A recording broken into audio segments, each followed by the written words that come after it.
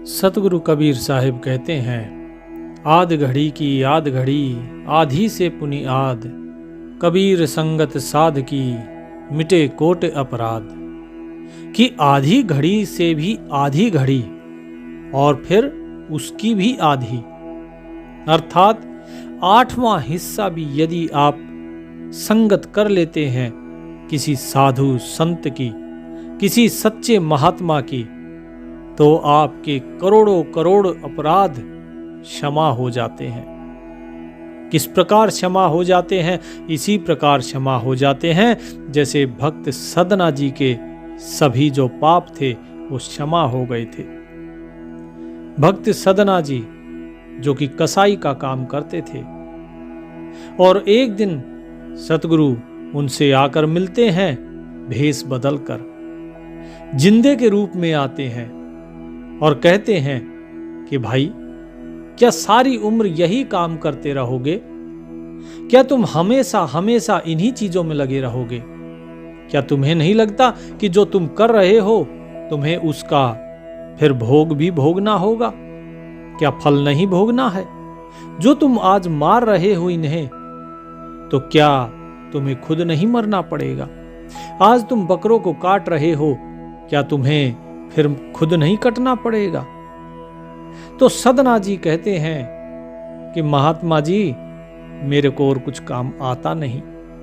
मैं 2 दिन भूखा रहा हूं, और जब 2 दिन की भूख मेरे को सताने लगी, तब मैंने आके और इस कसाई मालिक को अपना मालिक बना लिया, और ये मुझे पगार देता है, तो मैं इसके यहाँ पर रोजाना कभी 2 बकरे, कभी 4 बकरे, कभी 10 बकरे इस प्रकार से काटता हूँ। कभी कभार गाय भैंस भी, उनको भी काटा जाता है। मुझे भी अच्छा नहीं लगता, लेकिन क्या करूं, ये मेरा पेशा है। तो सतगुरु कहते हैं कि भाई, इस चीज को छोड़ दो। ये मांस काटने का कार्य तो तुम्हें छोड़ना पड़ेगा, तभी तुम्हारी मुक्ति हो सकती है, अन्यथा बताओ तुम्हारी मुक्ति कैसे होगी? तुमने मुक्ति के तो सारे रास्ते स्वयं ही बंद कर दिए हैं। तो सदना जी उनको नमस्कार करके और झुककर कहते हैं कि साहिब बताइए, मैं क्या करूं? साहिब ने कहा कि इस काम को छोड़ दो। बोले, ये काम ये तो मैं नहीं छोड़ सकता, क्योंकि ये तो मेरी रोजी रोटी है, आप कुछ और बात बताइए।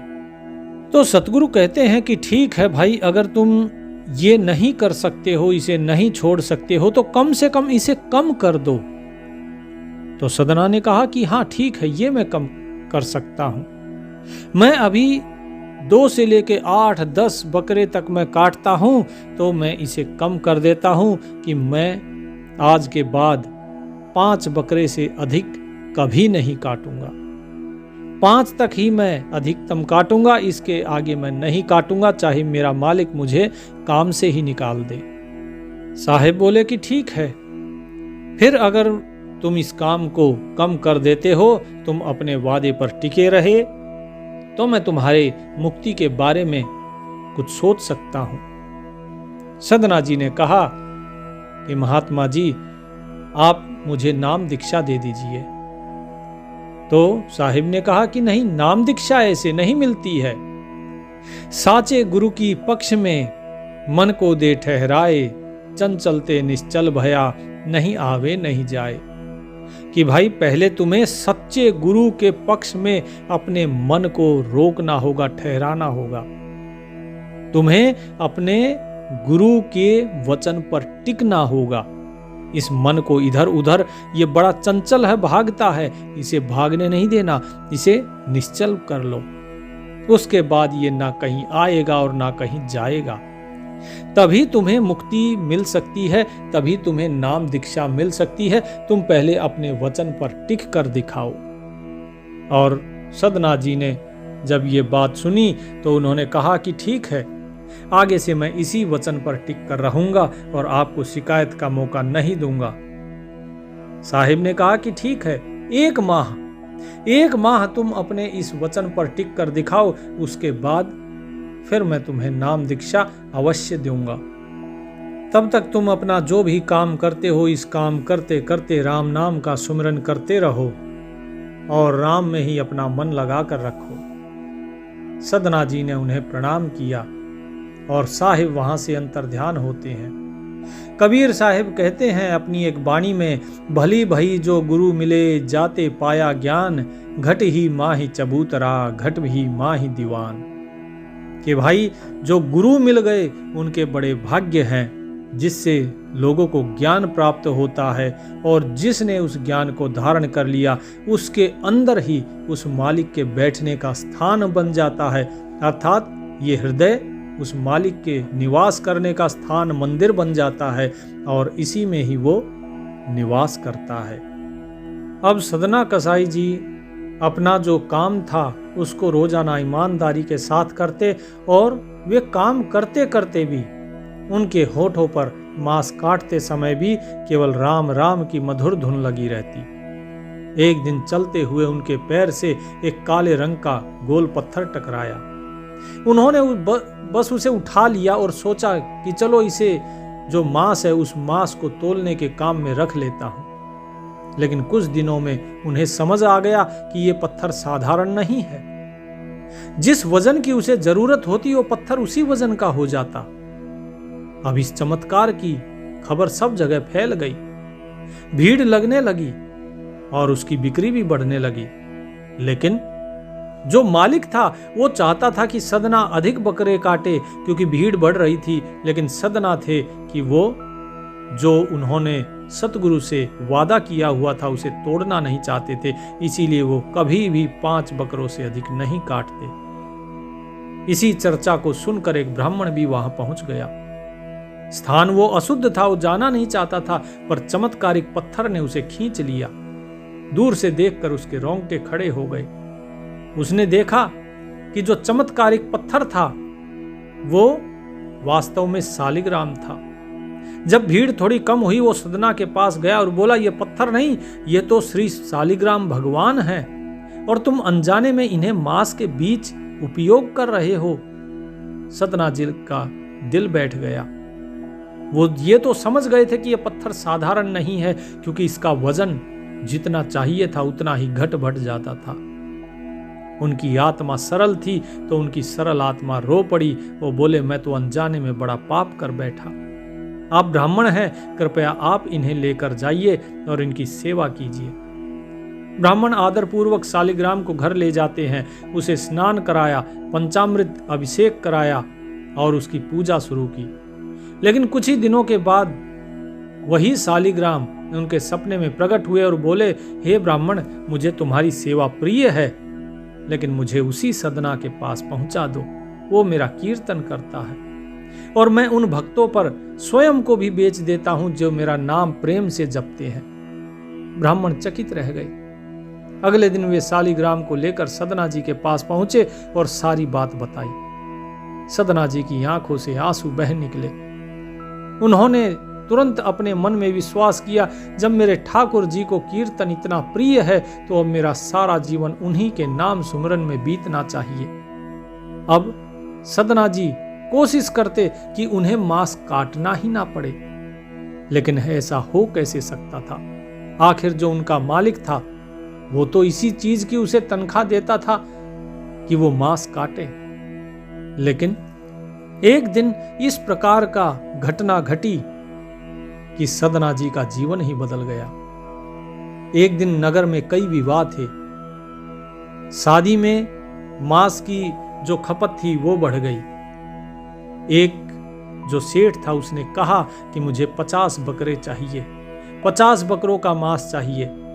वो उसके साथ एक अन्य कसाई भी आया था। सौदा तय हो गया।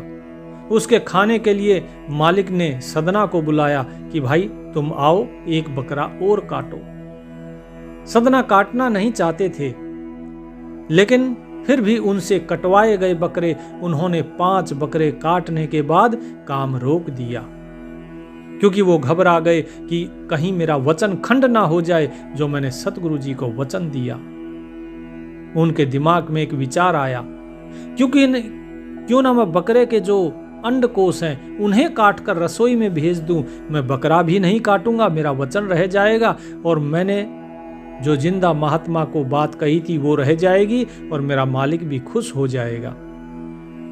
अब सदना ने चाकू उठाया और बकरे की तरफ जैसे ही बढ़े तो उसी समय सतगुरु स्वयं बकरे के रूप में आकर बोलते हैं कि ऐ सदना, ये ना कर, तू इस छुरे से, इस चाकू से मेरी गर्दन काट लेगा तो तुझे क्या लगता है, क्या तुझे इसका दंड नहीं भोगना पड़ेगा? सदना एक बकरे को बात करते हुए देखकर हैरान रह गया, उसके हाथ से कटार गिर गई। बकरे ने कहा, यदि तू अंडकोश भी काट देगा, सारी रात में तड़प तड़प कर मर जाऊंगा और अगले जन्म में जब तुम बकरा बनोगे, मैं कसाई बनूंगा, तो परमेश्वर के न्याय के अनुसार मैं तेरे अंडकोश को काट कर तुम्हारा बदला लूंगा।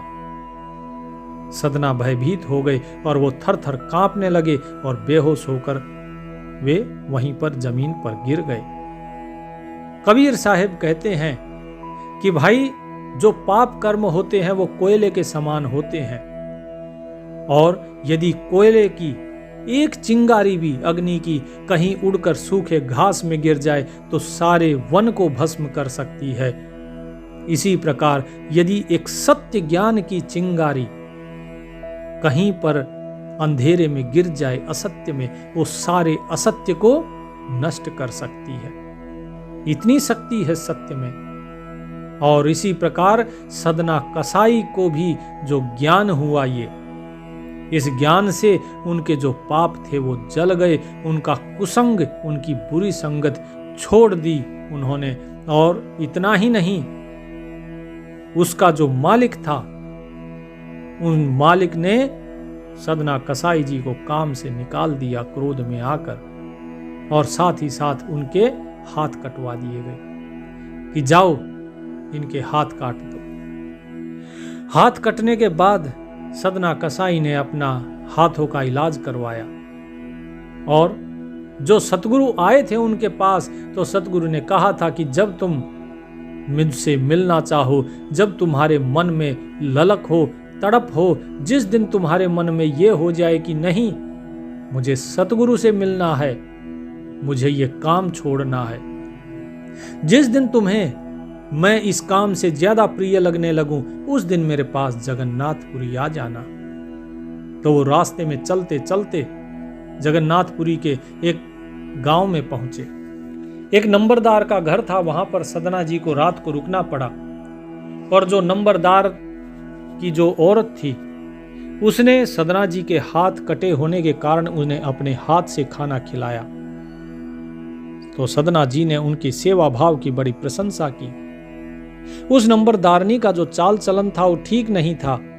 वो रात को सदना के बिस्तर पर पहुंची तो सदना जी बिस्तर से खड़े हो गए और कहा कि बहन, तुम नंबरदार की पत्नी हो, उनकी इज्जत हो, मैं पहले से दुखी हूं, मुझे छोड़ दो, मैं अभी यहां से चला जाऊंगा।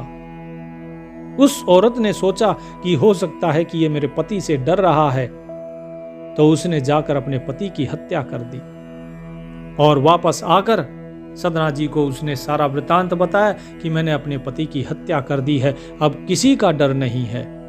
सदना जी ये सब सुनने के बाद भौचक्के हो गए कि ये इसने क्या किया। उन्होंने कहा कि मैंने तुम्हें बहन कहा और फिर भी तुम अगर इस प्रकार की गलत हरकत करती हो तो आप व्यभिचारिणी कहलाओगी, समाज में लोक निंदा होगी। अब उसने सोचा कि ये तो मेरे साथ कुछ ना कुछ गलत हो जाएगा, क्योंकि एक तरफ मेरा पति मर गया और दूसरी तरफ ये मेरी बात नहीं मान रहा। अगर इसने बाहर जाकर किसी को कुछ कहा तो मैं तो मारी जाऊंगी, मुझे तो सजा होगी, राजा मुझे सजा देगा। यही चीज सोचकर उसने बाहर जाकर चिल्लाना शुरू कर दिया कि ये मेहमान मेरे साथ गलत हरकत कर रहा है, इसने अपने किसी आदमी को बुलाकर मेरे पति को मार डाला, और देखो ये मेरे स्तनों को छूने की कोशिश कर रहा है। वो सर पटक पटक कर रोने लगी। पंचायत इकट्ठी हुई और पंचायत ने ये सजा सुनाई कि इसे दीवार में चुनवा दिया जाए। नवाब और पंचायत दोनों ने मिलकर उसे दीवार में चिनवा दिया। मनसा थी कि दम घुटने से इसकी मौत हो जाएगी।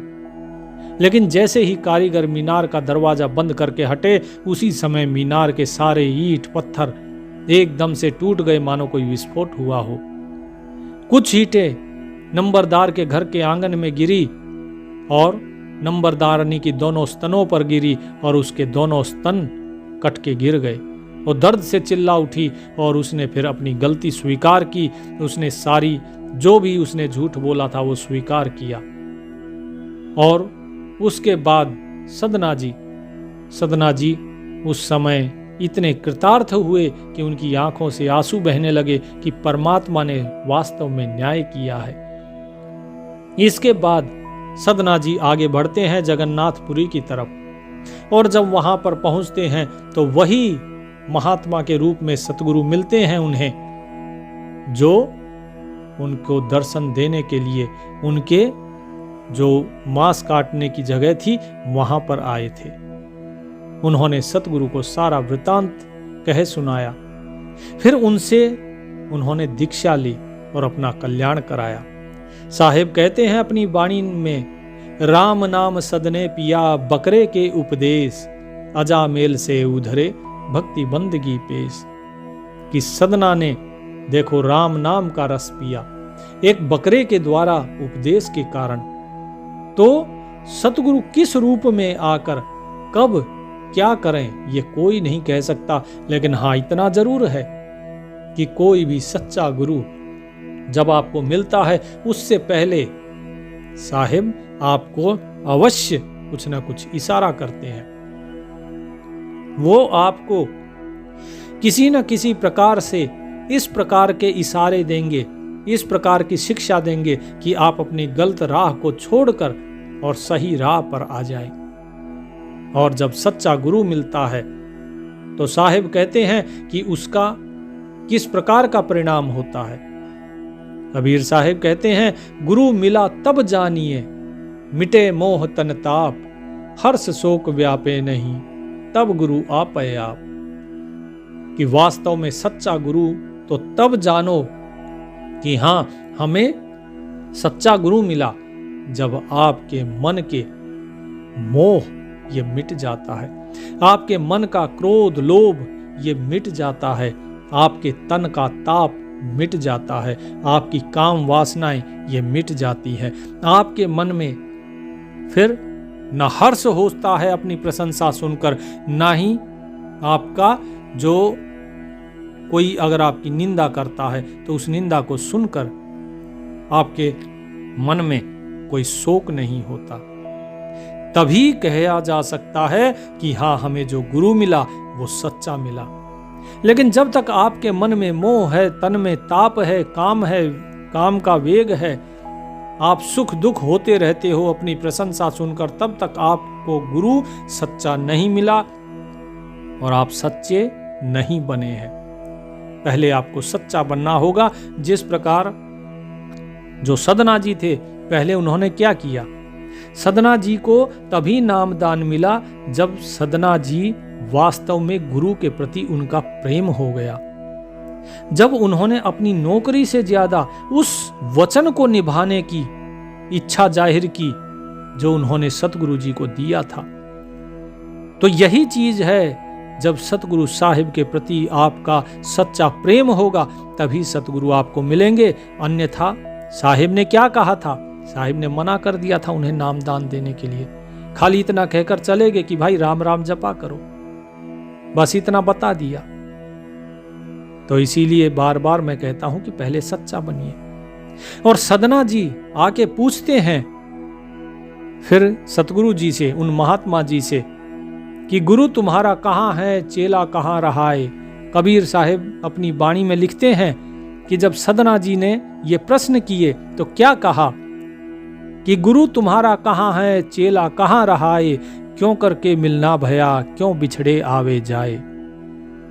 कि हे मालिक, कौन है तुम्हारा गुरु और वो कहाँ रहता है, और तुम्हारे और शिष्य कौन हैं और वे कहाँ रहते हैं, किस प्रकार से आप मिलते हैं और क्यों बिछुड़ते हैं और क्यों ये आवागमन है।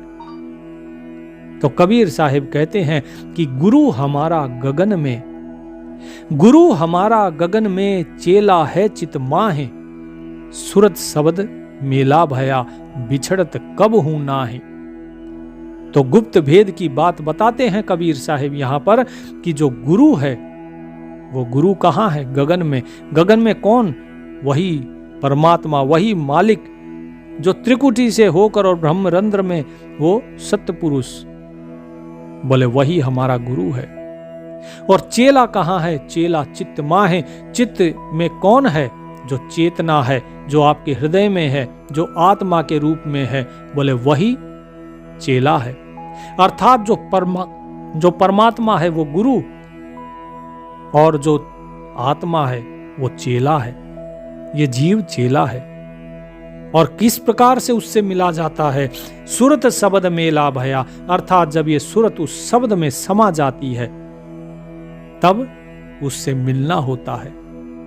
और रही बात कि क्यों बिछड़े आवे जाए, कि सदना जी ने जो पूछा कि ये बिछुड़ते क्यों हैं, फिर ये आवागमन किस लिए लगा हुआ है, तो कबीर साहिब बताते हैं बिछुड़त कब हूं नाही, कि भाई बिछुड़ते तो कभी हैं ही नहीं।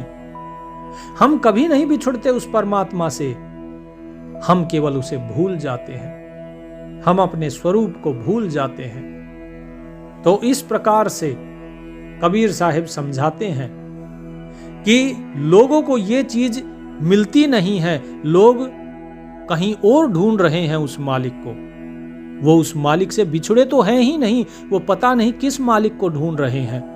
वस्तु कहीं ढूंढे कहीं, कहीं विद आवे हाथ, कहें कबीर तब पाइए जब भेदी लीजे साथ। कि जब आपकी वस्तु कहीं और रखी है और आप उसे ढूंढ कहीं और रहे हैं, तो बताइए कैसे मिलेगी वो वस्तु?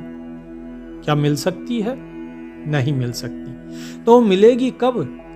मिलेगी जब आपके साथ भेदी होगा, वो भेदी जो जानता है कि आपने वस्तु कहां रखी है।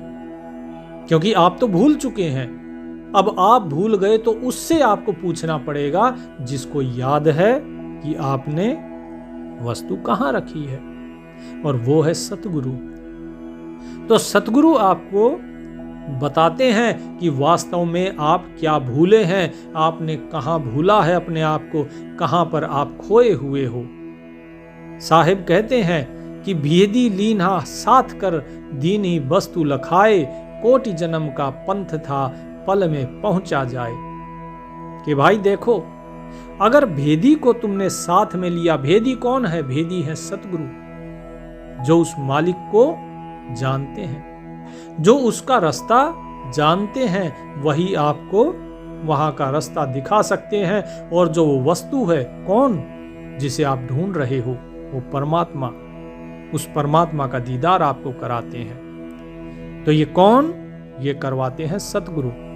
और जो कोटि जन्म का पंथ था, अर्थात करोड़ों करोड़ों जन्मों के जो रास्ता था, किस प्रकार से करोड़ों जन्म का रास्ता? क्योंकि 84 लाख योनियों में भटकते भटकते ये जीव इस मनुष्य शरीर में पहुंचता है, और इतना समय बीत गया इसको, इतने जन्म जन्मांतर तक ये इस संसार में भटक रहा है, लेकिन ये अभी तक उस मालिक को जान नहीं पाया, अभी तक ये वहां पर पहुंच नहीं पाया। लेकिन जैसे ही सतगुरु रूपी भेदी मिलते हैं तो तुरंत वो इसको समझा देते हैं और बता देते हैं कि भाई देखो, ये हो तुम और ये है परमात्मा, और मिलो अब। और पल में वो जीव को उस ब्रह्म के साथ एक कर देते हैं। अब सदना जी का जो जीवन वृत्तांत है, अगर उसको देखेंगे तो लोग ये कहेंगे, अरे वो भी तो मांस काटते थे, तो हम बलि क्यों नहीं दे सकते, हम बकरे क्यों नहीं काट सकते। लेकिन लोग भूल जाते हैं कि वो सिर्फ कर्म को देख रहे हैं, वो भाव को नहीं देख रहे। सदना जी के मन में भाव क्या था? सदना जी के मन में भाव ये था कि जो वचन है मैंने गुरु को दिया है वो भंग नहीं होना चाहिए। महात्मा जी ने जो वचन दिया है, चाहे मैं भूखा मर जाऊं, चाहे मेरी नौकरी चली जाए, लेकिन मुझे अपना वचन भंग नहीं करना है। ये भाव जो था, ये भाव इतना प्रगाढ़ था, उन्होंने इस वादे की जो है सुरक्षा ऐसे की कि उनको अपनी नौकरी छोड़नी पड़ी, उन्हें अपने हाथ कटवाने पड़े, लेकिन फिर भी उन्हें सत्य का जो मार्ग था वो नहीं छोड़ा उन्होंने, और इसी कारण उन्हें सतगुरु की प्राप्ति हुई। और सतगुरु की प्राप्ति केवल सत्य मार्ग पे चल के ही हो सकती है। यदि आप सत्य पर चले तो ही हो सकती है। रघुकुल रीत सदा चली आई, प्राण जाए पर वचन न जाई। रामायण में, श्री रामचरितमानस में आपने ये बात सुनी होगी। तो वो भी यही कहते हैं कि भाई चाहे तुम्हारे प्राण चले जाएं, लेकिन वचन नहीं जाना चाहिए, चाहे वो वचन फिर स्वयं की पत्नी को ही क्यों ना दिया हो या किसी और को दिया हो। तो साहिब यही चीज कहते हैं कि सत्य मार्ग पे चलो तो सत्य तुम्हारे पास स्वयं आ जाएगा, तुम स्वयं ही सच्चे हो जाओगे और फिर सतगुरु स्वयं ही तुम्हें मिल जाएंगे। कबीर साहिब कहते हैं कि जल परमाने माछरी, कुल परमाने बुद्धि, जाको जैसा गुरु मिले ताको तैसी शुद्धि। कि भाई जिस प्रकार प्रमाण होता है मछली का, क्या? जल। अर्थात यदि मछली है तो जल भी अवश्य होगा, यह प्रमाण है। इसी प्रकार आपकी जो बुद्धि है वो बुद्धि ये बताती है कि आपका कुल कैसा है। देखिए, अगर जल है तो ये जरूरी नहीं कि मछली हो, यदि कुल है तो जरूरी नहीं कि आपके अंदर बुद्धि हो, लेकिन यदि बुद्धि है तो पता लगता है कि उस बुद्धि में कैसे विचार हैं, यह कुल का प्रभाव है। और मछली है तो यह जल का प्रमाण है। इसी प्रकार कबीर साहिब कहते हैं कि जो चेला होता है, जो शिष्य होता है, उसको कितना ज्ञान है ये निर्भर करता है कि उसको गुरु कैसा मिला है, और गुरु कैसा मिला है ये निर्भर करता है कि शिष्य कितना सच्चा है या कितना झूठा है। क्योंकि गुरु बेचारा क्या करे, जो शिष्य माही चूक, भावे त्यों पर मोधिए, जो बांस बजाई फूंक। तो भाई जैसा गुरु है वैसा ही चेला होता है, और जैसा ज्ञान मिलेगा वैसा ही ज्ञान वो धारण करेगा। लेकिन यदि चेले में ही खोट हो, वो ज्ञान धारण करने लायक हो ही नहीं, अधिकारी हो ही नहीं, और फिर भी यदि जो गुरु है उसे अपना चेला बना लेते हैं, तो इसमें गलती चेले की नहीं, इसमें गलती गुरु की है। क्योंकि यदि कोई अधिकारी नहीं है, यदि किसी की झोली फटी है और उसमें आप लगातार वस्तु डालते जा रहे हैं तो झोली से नीचे जमीन पर गिर जाएगी, वो तो बेकार हो जाएगी। तो उसमें वस्तु किस लिए डाली जा रही है? जबकि ये देख लिया कि उसकी झोली फटी हुई है, तो ये तो डालने वाले की गलती हुई ना। इसीलिए हमेशा जो शिष्य होता है वो अधिकारी होना चाहिए। जो अधिकारी नहीं, उसे ज्ञान नहीं दिया जाता है। और एक बार जब अधिकारी मिल जाता है तो फिर अपने पास कुछ नहीं रखना चाहिए, फिर गुरु सब कुछ शिष्य को दे देता है। गुरु समान दाता नहीं, याचक शिष्य समान, तीन लोक की संपदा, सो गुरु दीन ही दान। गुरु के समान कोई दानी नहीं है, क्योंकि उसके पास जितना ज्ञान होता है वो सब कुछ अपने शिष्य को दे देता है। और शिष्य के समान कोई याचक नहीं है, क्योंकि वो आता है तो खाली झोली लेकर आता है, और जब जाता है तो ज्ञान से पूरी झोली भर कर जाता है। क्योंकि ये वो ज्ञान है जो धन से नहीं मिलता। जो धन में ज्ञान मिल जाए वो ज्ञान कभी सत्य हो ही नहीं सकता। इसीलिए जो ज्ञान है उसका सम्मान करो, जो गुरु है उसका सम्मान करो। परमात्मा आप सभी का कल्याण करें। सत साहिब।